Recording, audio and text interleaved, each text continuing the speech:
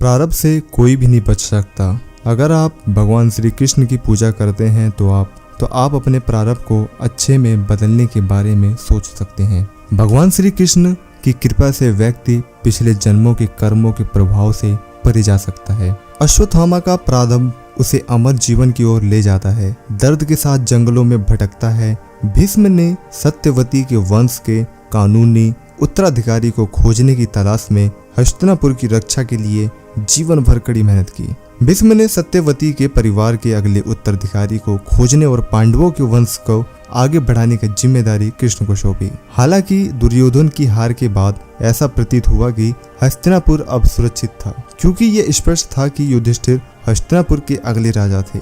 अश्वत्थामा की कार्रवाई ने पांडव वंश को समाप्त कर दिया। तब भगवान श्री कृष्ण ने अश्वत्थामा को श्राप दिया कि वह सभी लोगों के पापों का बोझ अपने कंधों पर उठाएगा और कलयुग के अंत तक बिना किसी प्यार और सौजन्य के भूत की तरह अकेला घूमता रहेगा। उसके पास ना तो कोई अतीत होगा और ना ही कोई आवास होगा। वह मानव जाति और समाज से पूरी तरह अलग थलग हो जाएगा। उसका शरीर अनेक लाइलाज बीमारियों से ग्रस्त हो जाएगा, जिससे ऐसे घाव और अल्सर बन जाएंगे जो कभी ठीक नहीं होंगे। अश्वत्थामा के माथे पर एक मणि थी जो पहनने वालों को सांप, भूत, देवताओं और राक्षसों के भय से बचाती थी, और अश्वत्थामा को यह मणि समर्पण करने के लिए कहा गया। भगवान श्री कृष्ण आगे कहते हैं कि उनके माथे पर इस मणि के हटने से हुआ घाव कभी ठीक नहीं होगा और वे कलयुग के अंत तक बहुत सारी रोग से पीड़ित होंगे। ऐसा माना जाता है कि कलयुग में उनका नाम सूर्यकांत होगा। इस प्रकार अश्वत्थामा हर पल मौत की तलाश में रहेगा और फिर भी वह कभी नहीं मरेगा। कलयुग के अंत में अश्वत्थामा को भगवान विष्णु के 10वें अवतार कल्कि से मिलना है। कुछ पाठक इस बात से आशंकित हैं कि अश्वत्थामा को श्राप क्यों दिया गया था। महाभारत के इतिहास में ऐसी घटनाएं की श्रृंखला थी जिन्होंने अश्वत्थामा के वरदान को श्राप में बदल दिया। अश्वत्थामा का एक मिशन था कि पांडव जाति का विनाश करना। उसके संसाधन सीमित थे। कौरव सेना की ओर से लड़ने वाले सभी सैनिक नष्ट हो गए थे। सभी सहयोगी राजा मर चुके थे और दुर्योधन अपने 100 भाइयों में से एकमात्र जीवित था। भले ही बहुत कम इसके विपरीत 5 पांडव जीवित थे। हालांकि अश्वत्थामा ने अपने पिता की धोखे से की गई हत्या और दुर्योधन का विवादास्पद हार का बदला लेने की कसम खाई थी। वह युद्ध के 18वें दिन की रात थी और वह एक पेड़ के नीचे बैठकर पांडवों के वध की योजना बना रहा था। तभी उसकी आंखें के सामने अजीब दृश्य आया। उसने देखा कि एक उल्लू कौवे के घोंसले में घुस गया और अंधेरे में उस कौवे को मार डाला, जिसने सुबह उसे परेशान किया था जब दिन था और मुकाबला निष्पक्ष। तो उल्लू कौवे की बढ़त का विरोध नहीं कर सका। हालांकि उल्लू ने रात्रिचर प्राणी होने का फायदा उठाया और रात में जब कौवा सोया था तो उल्लू ने उसे मार डाला। तब अश्वत्थामा को पता था कि उसे क्या करना है। इधर अश्वत्थामा अपने चाचा और कृतवर्मा सेना के केवल 2 जीवित सदस्यों के साथ वह रात में पांडवों के शिविर की ओर निकला। उसने कृपा और कृतवर्मा को शिविर के प्रवेश द्वार पर खड़ा कर दिया और स्वयं चुपचाप अंदर चला गया। अपने लंबे चमचमाते ब्लेड से उसने चुपचाप धृष्टद्युम्न और शिखंडी का सिर काट दिया। फिर वह पांडवों की तलाश में आगे बढ़ा।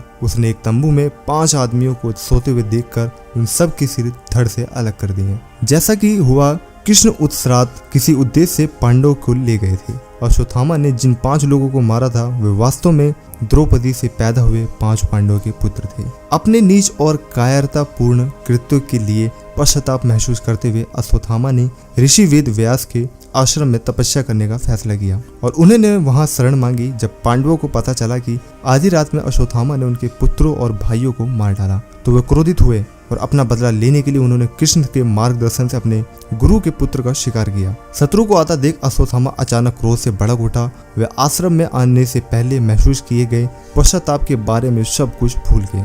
उन्होंने घास का एक तिनका तोड़ा और उसे ब्रह्मास्त्र में बदलने के लिए आवश्यक वैदिक मंत्रों का उच्चारण किया। कृष्ण के निर्देश पर अर्जुन ने अपना एक ब्रह्मास्त्र तैयार किया और दोनों ने एक दूसरे का सामना किया।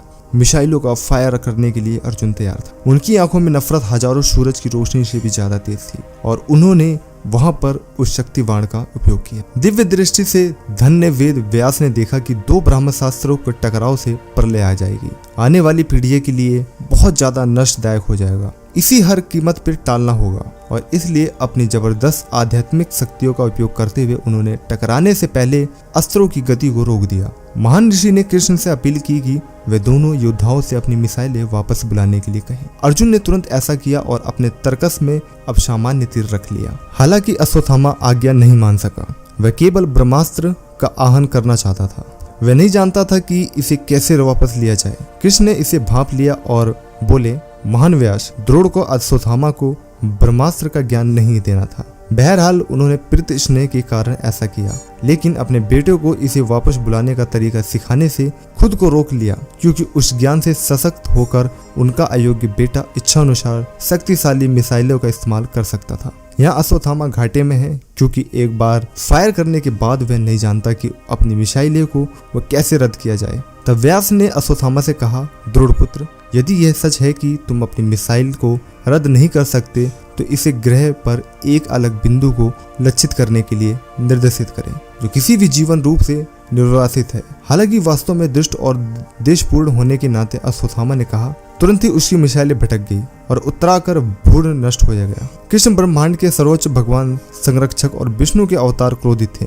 उनकी आवाज गुस्से से गरज रही थी। उन्होंने अश्वत्थामा को श्राप दिया कि हे अश्वत्थामा, तुम सबसे घटिया जीवन जियो जो कोई भी कभी भी जी सकता है। पृथ्वी पर प्रत्येक मनुष्य का पाप आपको परेशान करे और आप पर अपराध बोध का बोझ डाले, तो भूत की भांति घृणित और घृणित भूमि पर फिरता रहे। आपको जीवन के अंत तक कभी भी प्यार या स्नेह नहीं मिलेगा। ऐसा कहकर उसने अश्वत्थामा के माथे पर मणि की मांग की, जो धारक को बीमारी से बचाती थी। इस रत्न के हटने से जो हुआ वह घाव अश्वत्थामा का कभी भी ठीक नहीं हुआ। आप अपने जीवन के हर पल मौत की भीख मांगोगे और वह आपके पास कभी भी नहीं आएगी।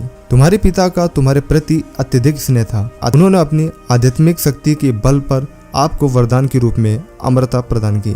हो सकता है कि वही वरदान आपके लिए अभिशाप बन जाए। फिर उन्होंने कहा, यदि मैं जीवन भर सही रास्ते पर चला और धर्म का समर्थक हूँ तो उत्तरा का बच्चा पुनर्जीवित हो सकता है। और निश्चित रूप से शिशु पुनर्जीवित हो गया। उसका नाम परीक्षित रखा गया। उन्होंने पांडवों के सेवानिवृत्त होने के बाद भी लंबे समय तक शासन किया और उनके पुत्र जन्मेजय ने उनके बाद लंबे समय तक शासन किया।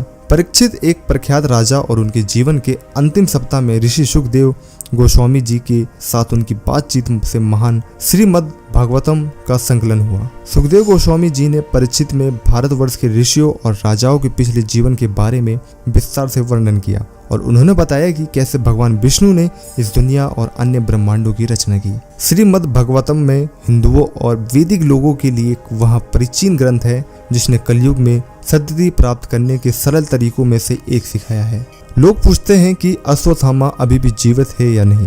अन्य लोग उनके जीवित होने के और विभिन्न रूपों में देखे जाने के कई घटनाएं बताते हैं। इसका मकसद ये साबित करना नहीं है कि वो जिंदा है, बल्कि सिर्फ कुछ ऐतिहासिक घटनाओं का जिक्र करना है कि लोग उनके बारे में क्या कहते हैं। दिलचस्प की बात यह है कि अश्वत्थामा से मिलने वाले लोगों ने कभी भी इस घटना को अहंकार बढ़ाने वाली घटना के रूप में उद्धृत नहीं किया, बल्कि इसे केवल अपनी जीवनियों में या अपने ऐतिहासिक दस्तावेजों में प्रासंगिक संदर्भ के रूप में उजागर किया। अब आइए बात करते हैं कि वे कौन कौन सी घटनाएं हैं जहां पर अश्वत्थामा का वर्णन हुआ है। पहले बात करते हैं हम एक दशक से अधिक पुराने अखबार में एक लेख छपा था जिसमें एक रेलवे कर्मचारी छुट्टी पर था। नवसारी गुजरात के जंगलों में घूमने के दौरान उन्होंने लगभग 12 फीट का एक बहुत लंबे आदमी के बारे में बताया था जिसके सिर पर घाव था। उसने उससे बातचीत करने का दावा किया और पता चला कि भीम उससे कहीं अधिक लंबा और मजबूत था। और दूसरी घटना यह है कि जब 1192 में पृथ्वीराज चौहान मोहम्मद गोरी से युद्ध हार गए थे तो वे एक जंगल की ओर चले गए। वहां उनकी मुलाकात एक बूढ़े व्यक्ति से हुई जिसके सर पर चोट का निशान था। एक बहुत अच्छे डॉक्टर होने के नाते पृथ्वीराज चौहान ने आत्मविश्वास से उनसे पूछा कि वह उसके घाव को ठीक कर सकते हैं। बूढ़ा सहमत हो गया, लेकिन एक सप्ताह की दवा के बाद भी स्थिति वैसी ही बनी रही। पृथ्वीराज आश्चर्यचकित रह गए और विवरण समझ गए। उन्होंने उस बूढ़े व्यक्ति से पूछा कि क्या वह अश्वत्थामा है, क्योंकि माथे से मणि रत्न उतारने से जो निशान बनता है उसे ही ठीक नहीं किया जा सकता। बूढ़े व्यक्ति ने बताया कि हाँ, वह अश्वत्थामा है और फिर वह वहां से चला गया। ये कहानी उन पर 12वीं शताब्दी में लिखी पुस्तक पृथ्वीराज राशो में दिया गया है। उनसे वरदान मांगा। अश्वत्थामा ने उन्हें शब्द भेदी बाण का वरदान दिया, साथ ही 3 शब्द भेदी तीर दिए जो अचूक थे। ज्ञातव्य है कि महाभारत कथा में स्पष्ट अंकित है कि भगवान श्री कृष्ण ने अश्वत्थामा के सिर पर लगी मणि का युक्ति पूर्वक हटवा दिया था और उसकी वजह से ही अश्वत्थामा के सर पर काफी गहरा घाव हो गया। तीसरी घटना घटती है 14वीं सदी के अंत में। 15वीं सदी की शुरुआत हुई और कर्नाटक में गडक में नारनप्पा नामक एक गरीब ब्राह्मण रहता था। बाद में वह महाभारत, महाकाव्य, कर्नाटक और भारत कथा मंजरी के कारण जो उन्होंने कन्नड़ में लिखा था, उन्होंने बताया कि उनकी सबसे बड़ी इच्छा मूल स्रोतों के आधार पर महाभारत लिखने की थी और इसके लिए उन्होंने त्रिकुटेश्वर के वीर नारायण मंदिर में दिन रात प्रार्थना की। एक दिन सर्वशक्तिमान ने उनकी प्रार्थनाओं का उत्तर देने का फैसला किया और उनके सपने में प्रकट हुए और कहा, वीर नारायण, मंदिर में आगामी द्वादशी पारण में भाग लें और एक अकेले ब्राह्मण से सावधान रहें जो जल्द से जल्द दावा छोड़ देगा। वह कोई और नहीं बल्कि MBH के अश्वत्थामा है। उनके चरणों में गिरो और उनसे महाभारत का ज्यों का त्यों सुनाने को कहो। आप इससे लिखित रूप में रिकॉर्ड कर सकते हैं और अपने हिस्से की प्रसिद्धि का दावा भी कर सकते हैं। उसी समय नारायणप्पा ने वीरा नारायण मंदिर में निम्नलिखित द्वादशी का पारण में भाग लिया और फिर उस ब्राह्मण का अनुसरण किया जिसने अपना भोज जल्द से जल्द समाप्त किया और मंदिर से बाहर निकलना शुरू कर दिया। वह उनके पास आए और उनके पैरों पर गिरकर बोले, मैं जानता हूँ कि आप कौन हैं। आप महाभारत के वही अश्वत्थामा हैं, कृपया मेरी मदद करें। इस पर अश्वत्थामा अचंभित हो गए और उन्होंने उनसे पूछा कि तुम्हें ये कैसे पता चला कि मैं अश्वत्थामा हूँ। नारायणप्पा ने जवाब दिया कि वीर नारायण स्वामी उनके सपने में आए और उन्होंने मुझे बताया कि वह अश्वत्थामा है। यह सुनकर अश्वत्थामा बहुत प्रसन्न हुए और उसने नारायणप्पा से पूछा, ठीक है, मुझे बताओ मैं तुम्हारे लिए क्या कर सकता हूँ। नारायणप्पा ने जवाब दिया कि वह महाभारत को कन्नड़ में लिखना चाहेंगे और वैसे ही हुआ। ऐसा माना जाता है कि अश्वत्थामा नारायणप्पा के सामने प्रकट हुए और वह अपने मित्र दुर्योधन और भीम द्वारा जिसे धार्मिक तरीके से हराया था उसे याद करते हुए रोने लगे। नारायणप्पा ने उत्तेजना से अभिभूत होकर यह रहस्य अपनी पत्नी को बताया और उनका लेखन प्रवाह तुरंत बंद हो गया। इसलिए उनका महाभारत गदा पर्व के साथ ही समाप्त होता है। बाद में किसी ने व्यास के महाभारत से जोड़ा होगा, लेकिन हमारे कुमार व्यास का महाभारत गदा पर्व के साथ ही समाप्त हो गया। तो दोस्तों, ये थी महाभारत के वीर अश्वत्थामा की गाथा। कैसी लगी आज की आपको ये जानकारी नीचे कमेंट में बताइएगा और जाते जाते कमेंट में हरे कृष्णा, जय श्री कृष्ण जरूर लिखिएगा। मिलेंगे अपने नेक्स्ट वीडियो में। बने रहे हमारे चैनल पे। जय हिंद, वंदे मातरम, जय श्री राम।